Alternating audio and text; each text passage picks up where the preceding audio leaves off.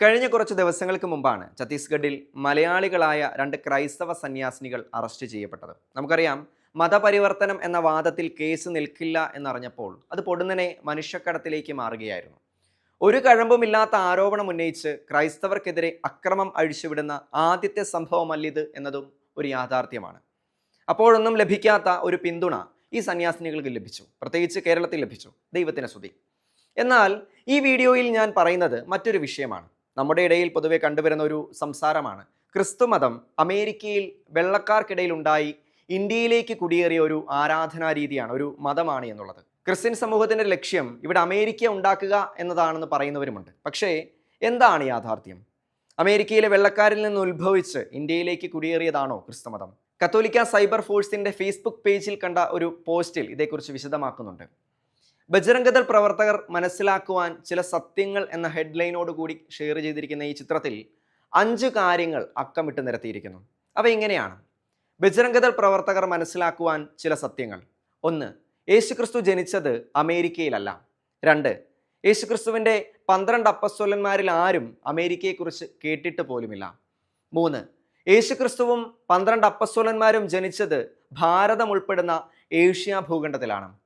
4. പാരമ്പര്യങ്ങൾ അനുസരിച്ച് യേശുക്രിസ്തുവിൻ്റെ നേരിട്ടുള്ള നിർദ്ദേശപ്രകാരമാണ് തോമസ് അപ്പസ്തോലൻ ഇന്ത്യയിൽ സുവിശേഷം അറിയിച്ചത്. 5.